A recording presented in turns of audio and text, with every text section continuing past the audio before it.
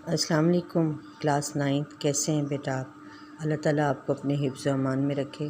جی بچے، آج اردو برائے جماعت نہم اور اس کا سبق نمبر 6 فہرست کے مطابق، جس کا نام ہے پنچایت، وہ منشی پریم چند ہیں جس کے مصنف، اور صفحہ نمبر 36 پر یہ سبق موجود ہے۔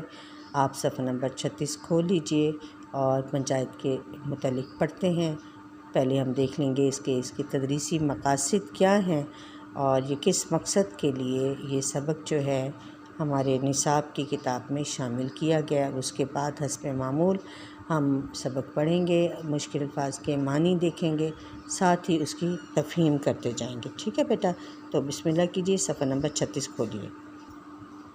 جی بیٹا، پنچایت کے مصنف ہیں منشی پریم چند اور زمانہ ہے ان کا 1880 سے لے کے 1936 تک کا۔ ٹھیک ہے، یہ ذہن میں رکھنا ضروری ہوتا ہے تاکہ ہمیں اس عہد کے متعلق بھی معلوم ہوتا رہے۔ اچھا، ان کا اصل نام اگر آپ دیکھ سکتے ہوں تو یہاں اس میں اصل نام ہے دھنپت رائے، ورنہ آپ کی بک میں تو موجود ہے، میں نے ہائی لائٹ کیا ہوا ہے، دھنپت رائے تھا۔ ٹھیک ہے، اور یہ ایک غیر مسلم خاندان سے، یعنی کہ ہندو خاندان سے تعلق رکھتے تھے، اور ان کا جو یہ ہے کہ ہندوستان کے دیہات میں بسنے والے مزدوروں اور کسانوں کی زندگی، یعنی جو ہندوستان میں جو دیہات ہیں وہاں کے رہنے والے جو مزدور تھے اور کسان تھے، عام لوگ، ان کی زندگی سے متعلق واقعات جو ہیں ان کو بیان کرتے ہیں، ان کے متعلق افسانے لکھتے ہیں، اور ان کے افسانوں میں نیکی تمام تر مشکلات کے باوجود بدی کے مقابلے میں غالب رہتی ہے، یعنی نیکی جو ہے وہ بدی پر غالب آ کر رہتی ہے، اچھائی جو ہے برائی پر غلبہ حاصل کر لیتی ہے۔ پھر اس کے بعد ہے کہ ان کے افسانوں میں معاشرتی مسائل، نفسیاتی مطالعہ اور مشاہدہ، یہ جو ہے ان کا بہت تیز ہے، اور ان کے کردار زیادہ تر مثالی ہیں جن میں تنوع پایا جاتا ہے۔ ٹھیک ہے، مثالی کا کیا مطلب ہے کہ اچھے کردار ہے اور یا پھر برے کردار ہیں اس میں۔ ٹھیک ہے، پریم چند کا یہ جو سب سے اہم بات ہے وہ یہ ہے کہ پریم چند کا شمار اردو کے اولین افسانہ نگاروں میں ہوتا ہے، یعنی سب سے پہلے جو افسانہ نگار تھے ان میں ان کا جو ہے نام شامل ہے۔ اچھا، ان کے افسانوں کے جو مجموعے ہیں وہ اس میں سوز وطن، پریم پچیسی، پریم چالیسی، زادرہ اور واردات ہیں، اور پھر کچھ انہوں نے افسانوں کے علاوہ ناول بھی لکھے ہیں جس میں میدان عمل اور گیودان جو ہے اس کو زیادہ شہرت ملی۔ تو اس میں ہم نے یہ دیکھا کہ گاؤں کے جو دیہات میں رہنے والے مزدوروں، عام لوگوں اور کسانوں کی زندگی اور ان کے مسائل کے متعلق یہ بات کرتے ہیں۔ ٹھیک ہے بیٹا، اب آتے ہیں سبق کی جانب۔ جی، پنچایت اور مقاصد تدریس کیا ہے؟ نمبر 1، طلباء کو پنچایت کے مفہوم اور اہمیت سے آگاہ کرنا، یعنی پنچایت کہتے کسے ہیں؟ گاؤں کی عدالت کو بیٹے پنچایت کہا جاتا ہے۔ نمبر 2، طلباء کو عدل و انصاف اور حق و صداقت کی فضیلت یعنی اہمیت سے روشناس کرانا، پہچان کروانا، کہ سب سے زیادہ اہم رشتہ ناتا دوستی نہیں ہے بلکہ عدل اور انصاف اور حق اور سچائی، یہ جو ہے اہم باتیں۔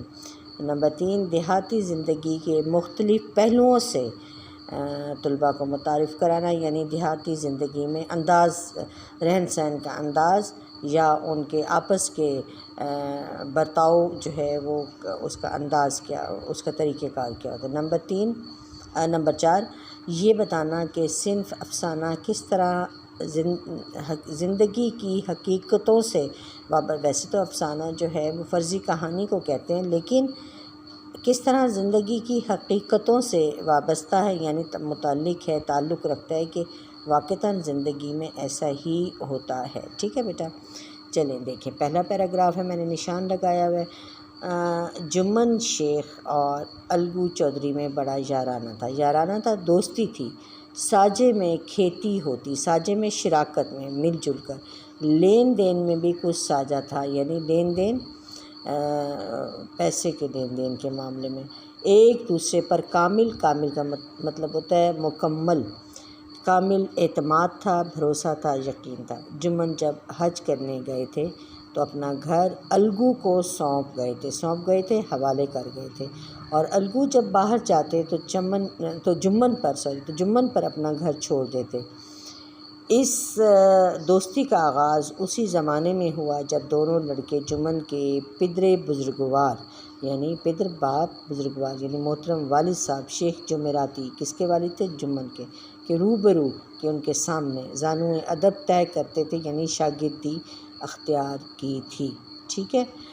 الگو نے استاد کی بہت خدمت کی، خوب رکابیاں مانجی، یعنی رکابیاں پیالیاں، خوب پیالے دھوئے۔ ان کا حقہ دم نہ لینے پاتا تھا، یعنی ابھی حقہ جو ہے وہ بجھتا نہیں تھا۔ ان کے باپ پرانی وضع کے یعنی پرانی سوچ اور انداز کے آدمی کے تعلیم کے مقابلے میں انہیں استاد کی خدمت پر زیادہ بھروسہ تھا۔ کس کی؟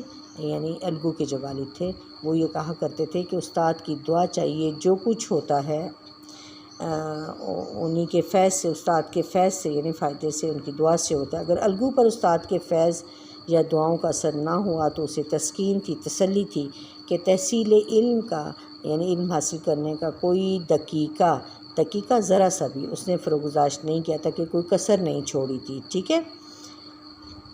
علم اس کی تقدیر میں ہی میں نہ تھا، یعنی قسمت میں نہیں تھا۔ ٹھیک۔ اور شیخ جمعراتی خود دعا اور فیض کے مقابلے میں تازیانے یعنی مارنے کے زیادہ قائل تھے، اور جمن پر اس کا بے دریغ یعنی بغیر جھجکے جمن اپنے بیٹے پر اس کا استعمال کرتے تھے۔ اسی کا یہ فیض تھا کہ آج جمن کی قرب و جوار یعنی قریب و نزدیک کے موضوع کی جمع یعنی جو گاؤں ہوتے ہیں، دیہات، ان پرستش کی ہوتی تھی، یعنی اس کو اس کی اہمیت تھی، اور پوجا تو نہیں کہا جا سکتا، لیکن یہ ہے کہ اس کی ایک خاص اہمیت تھی۔ شیخ جمن کی ایک بوڑھی بیوہ خالہ تھی، ان کے پاس کچھ تھوڑی سی ملکیت تھی، مگر غریب کا وارث کوئی نہ تھا، یعنی اس کی کوئی آل اولاد نہ تھی۔ ٹھیک ہے بیٹا۔